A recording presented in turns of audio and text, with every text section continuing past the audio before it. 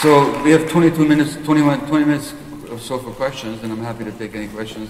I know there's mics up there on the balconies as well, so we'll alternate between the downstairs and the upstairs. That should be a TV series, shouldn't it? Upstairs, downstairs. So those of you with mics, please signal to me that you've given it to somebody and they have a question, okay? If you have a question, just raise your hand.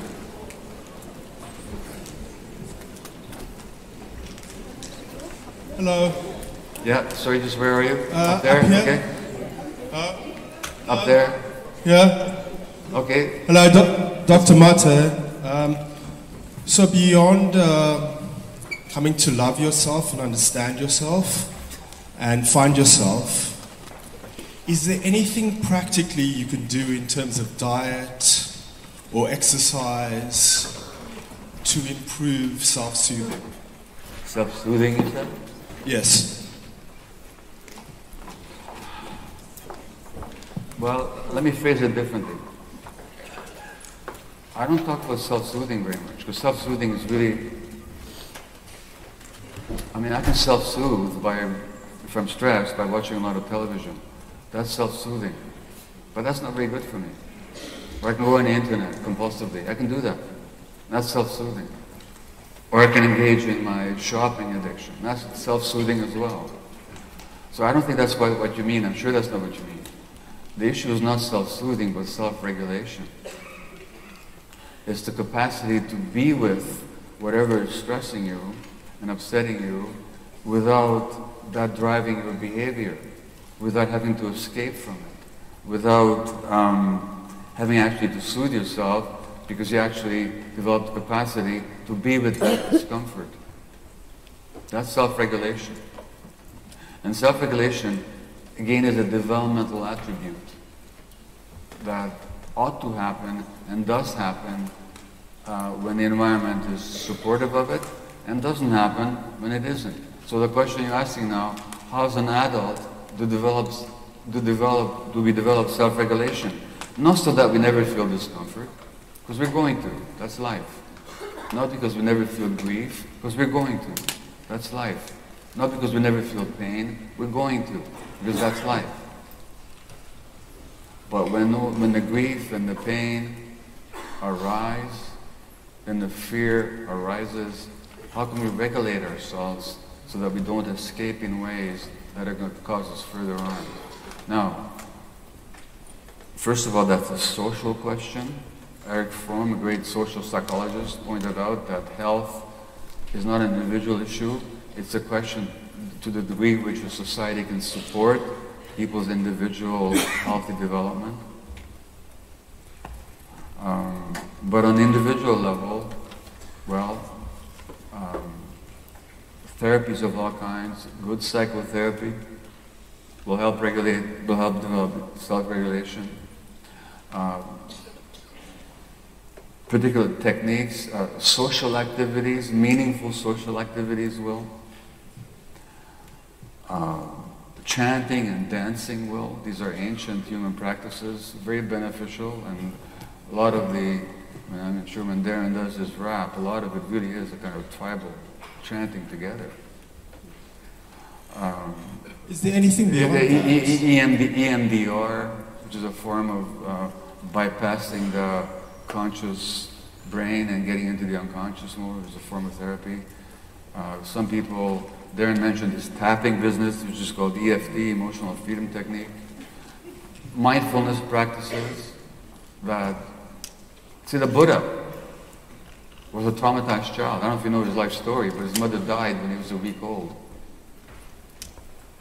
And what did he develop? And then, so he learned that life was suffering. And what method did he develop? He developed a method by which the mind holds you, so that you actually can accompany your own suffering. So you can be there in stillness and notice the emotions and notice the impulses, and you just observe them. So it's like a kind of holding of yourself, the way your parents should have held you. So mindfulness practices, yoga, many other techniques. I don't know if I fully answered your question, but there's many, many ways, and there's no one right way for everybody. And sometimes, for some people, for a while, they might need to take medication as well. What, was there a supplement to your question? Yeah, I used to be a Tibetan Buddhist monk, so I've done a lot of meditation, I've done a lot of mindfulness, and I've done EMDR, and I've done schema therapy, and I notice now that my whole life I've been working with severe neglect as a child, and I'm still having problems in terms of cognitive processing and living a proper life. But I've spent about 30 years trying to make myself the best version of myself that I can be. So I was wondering, just practically, as far as diet, just really practical things. I've done a lot of things. Okay, well, practical things. Are you eating in a healthy way? Yes, yes. Okay. Does your body get enough exercise? Yes, I exercise every day. I do yoga. Okay. Do you put I do yourself high-intensity training. Do you put yourself out there in nature at all? Not that much, no. Okay, well, you might want to do that. It gives you a sense of unity. And this beautiful nature, my God, this country is beautiful nature. Do you have any mindfulness? You said you have mindfulness practices? Yes. Any yoga? I do yoga every evening. Yeah. And let me ask you a question.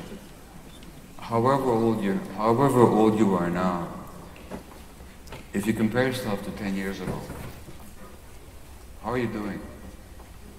Which self would you rather be? That depends on what's going on economically and in my love life. In general. I'm a variable entity. You know, when stuff hits me, I sometimes crumble, no matter how much work I've done, which is very frustrating to me. So would you not agree that you're somewhat ahead of where you were 10 years ago? No, I would be lying if I said that. Right now, standing here, I am, but that's only because my external world is doing well. When my external world is going bad. Well, look, so I got news for you. I've written my own epitaph, you know. On my grave, it's going to be inscribed, "It was a lot more work than I had anticipated." It's going to go on, buddy. And it's a process. But I do suggest something for you. Don't work at making yourself into your best possible version of yourself. Don't do that. Work at accepting yourself the way you are.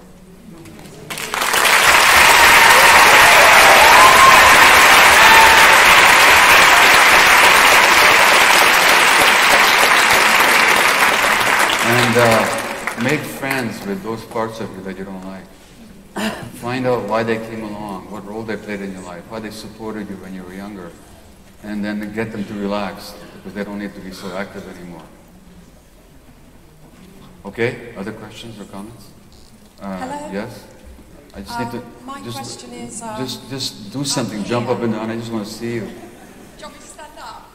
Up there somewhere? I'm here. It's hopeless. Oh, that way. Okay, sorry.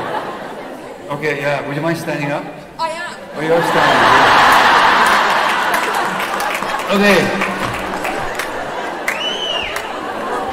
All right, great. Please. Hello, my name is Anish. Hi. And my question is about climate change. I'm currently at the moment writing about climate change refugees, in that we're not even allowed to recognise them as that because of the Refugee Convention 1951. How do you see this movement of ACEs in supporting, which is what's going to be a worldwide phenomena of refugees, which are going to be spreading across the world? They're already spreading in America with their own country. So how can we on the ground support these people against a political backdrop that is not supporting them and that is not recognising them? Yeah. So look, I don't know if I can answer your question, but let me tell you what I'll say in response. But I don't think it's going to be an adequate answer. It's not just climate refugees. As you know, there's a huge international refugee problem these days. And Europe, particularly, is after some initial very positive and very generous responses, particularly, say, in Germany and other countries, Scandinavian countries, to the refugee problem, is now entrenched in keeping people out. And all this is based on the idea that there's them and there's us. Yes. Okay? Now,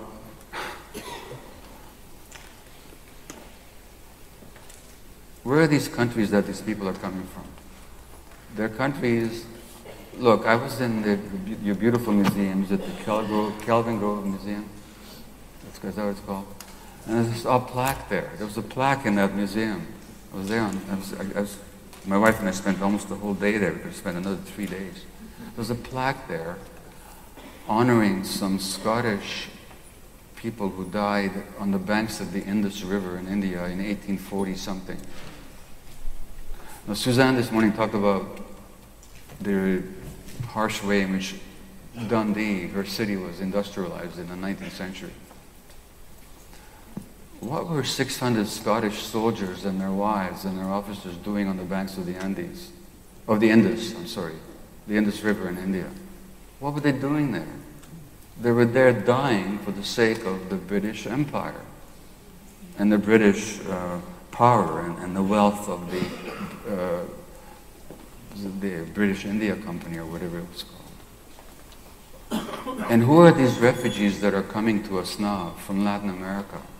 From places like in North America, with Trump building this wall and so on. Who are these people? They're coming from countries that the U.S. has traumatized and macerated for hundreds of years, where they supported dictatorial, murderous regimes, as in Ecuador, murder regimes, terror regimes.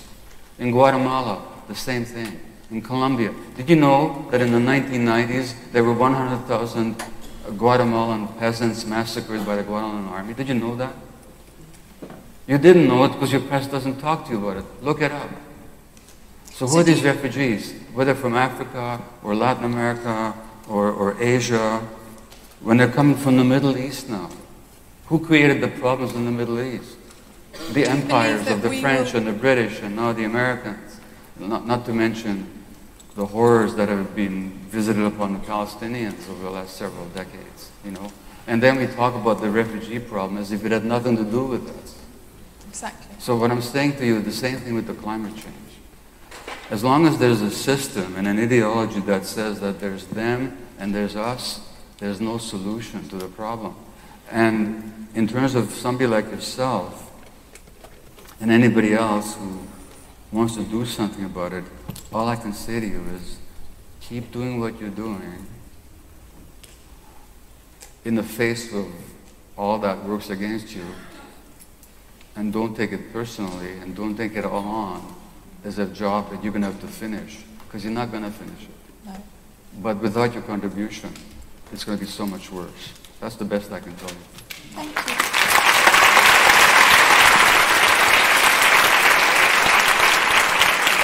Okay. Yeah, wherever the mic is. Yeah? Hello. Hi.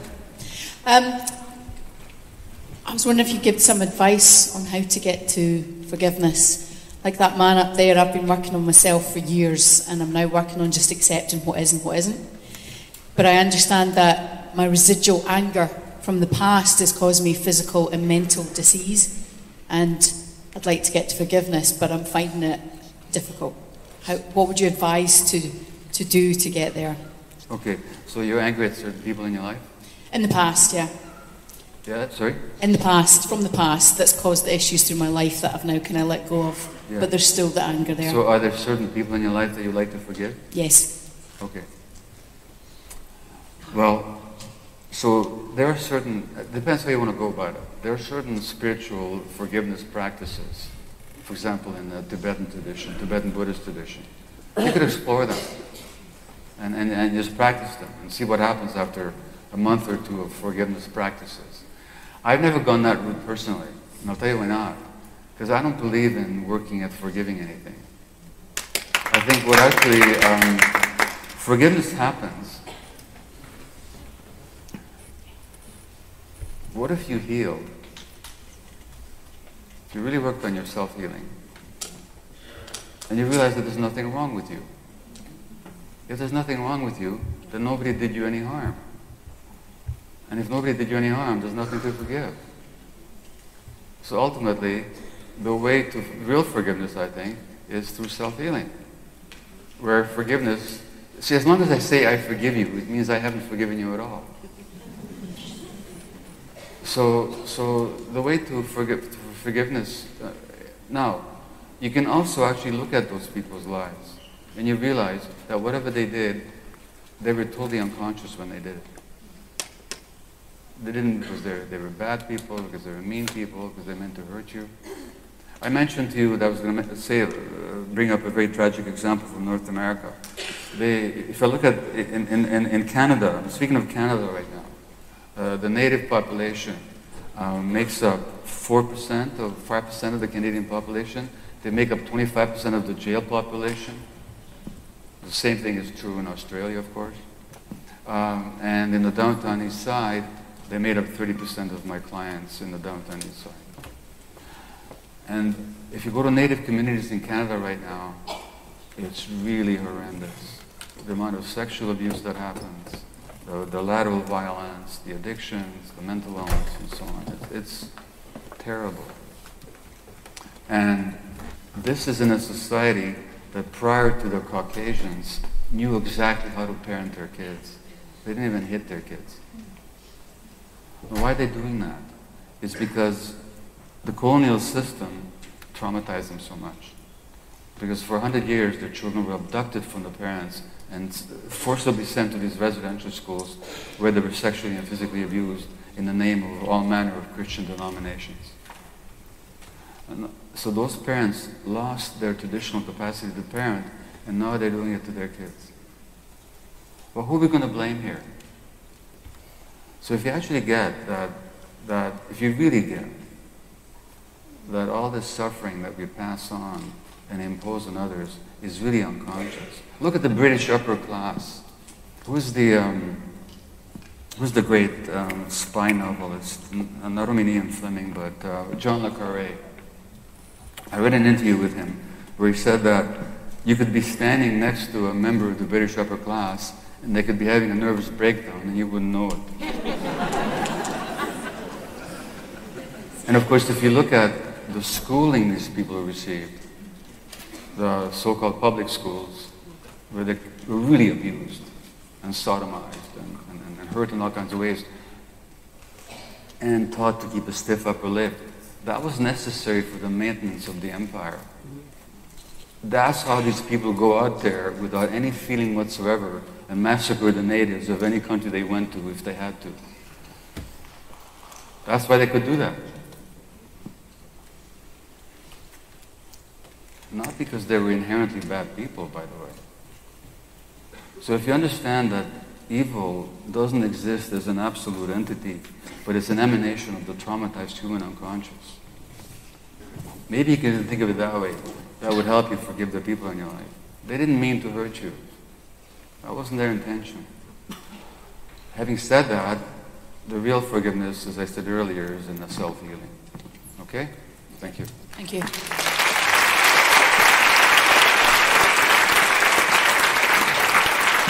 Up here. Okay. Hello, can you hear me? Let me just check the timing, okay? 3 minutes, okay. Hi there. Hi. And where are you? Hello, sir. Up here. There, okay. Great. Welcome to Glasgow. I've got a question about who you're reading just now, because I'm hearing quite a strong thread about object relations springs to mind as I'm listening to you talk. So it makes me wonder who you're reading. So I'm sure that was a great question if I only understood a word of it. So somebody tell me what was that? Okay, I'll try and slow it down perhaps. Yes. What books am I reading? Yes, please. I religiously read my own books, of course. What books am I reading? I'm reading a lot of books right now because I'm writing a new book of my own, as I mentioned, The Myth of Normal, which will be published in England or in the UK in 2 years. One of my great teachers is a man called the A.H. Almas, A-L-M-A-A-S. He's kind of a spiritual teacher and psychologist combined. Beautiful insights about human development. I'm reading a book called Can Democracy Survive Capitalism? By an American writer. I'm reading a book called The Myth of Mental Illness by a Hungarian-born like myself, American psychiatrist called Thomas Sass. I'm reading a book by Alan Shore, who is the leading theorist of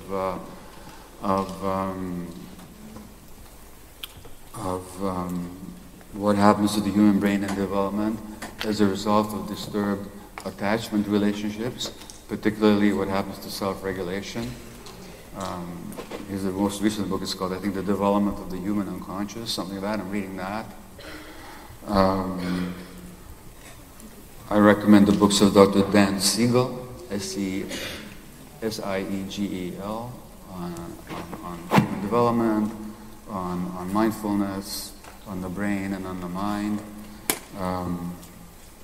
Gosh, I could go on and on and on, but these are some of the people that I read all the time. Thank you. Yeah. Okay, well, I think that's about it. I'll take one more question, and then I'll tell you one more thing, and that'll be it. Yeah. So, where? Here? Somewhere? Oh, right. So, there? Do you have the mic? can I ask one last question? Is there So enough where are you? time for one? Just at the back, in this corner. Over there? Okay, hi. Yeah. Thank you so much. It's been really amazingly educational. Let me come a bit closer, okay? Yeah, please go ahead. I wanted to ask you a question about buffering, because we talk a lot about buffering in Scotland and as part of this movement. Buffering, is that? Yeah, so we talk about one good adult being really important for children when they're going through trauma, to have someone to talk to. And I met a psychologist yesterday who said we shouldn't be thinking about adversity, we should be thinking about buffering, and just that one good adult who can help to deal with that. And yet, when you answered questions earlier, you were quite pointedly saying, who did you tell, and did you tell someone who could do something about it?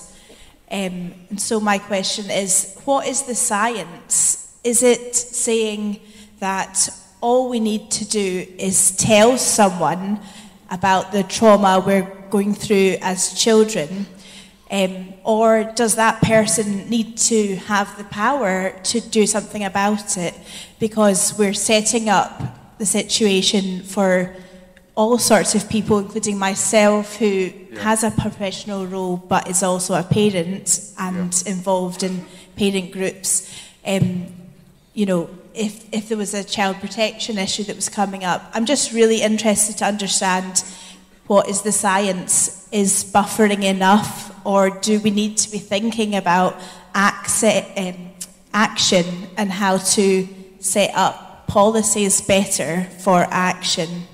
And as I say, I talk from mostly personal experience, but also as a professional. Okay, well, thank you. I think I get the question. So I was listening to Harry Burns' TED Talk yesterday, which is really worth seeing. And he was talking about this as well. And he gives the answer that I'm going to give you. The Swiss psychotherapist, Swiss-German psychotherapist Alice Miller, who was the first one really to bring childhood trauma to broad public attention, I think, in her book, The Drama of the Gifted Child, which is a much better German title. It was called in German, Prisoners of Childhood.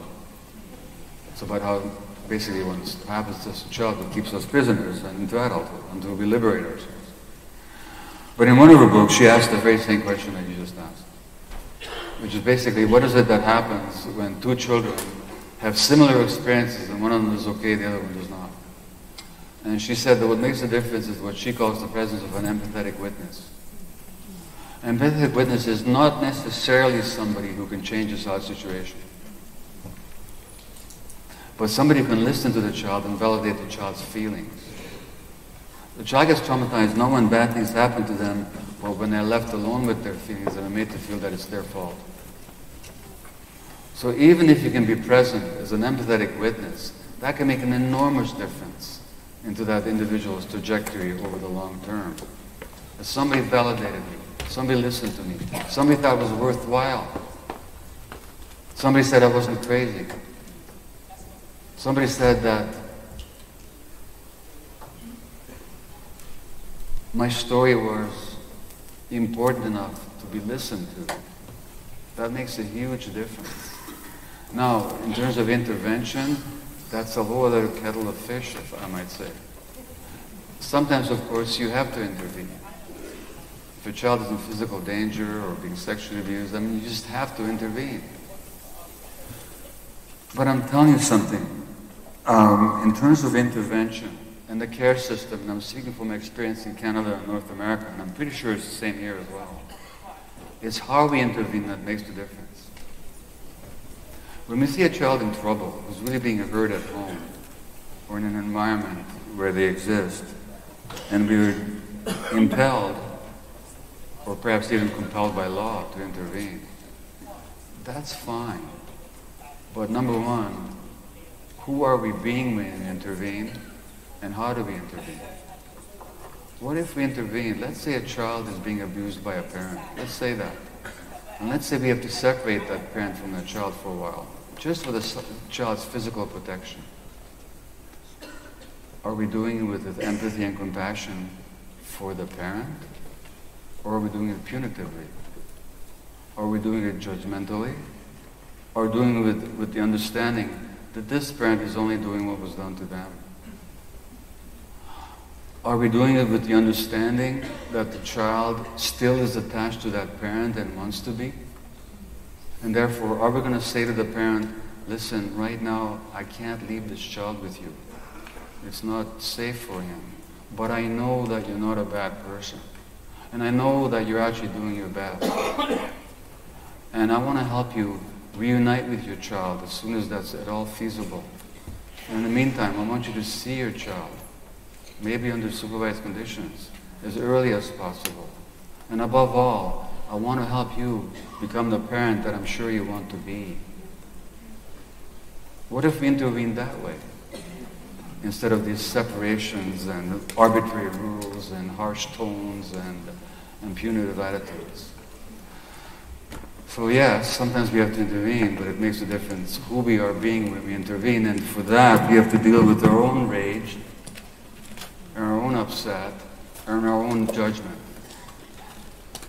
which is always about ourselves and not about the other person. Okay? Thank you.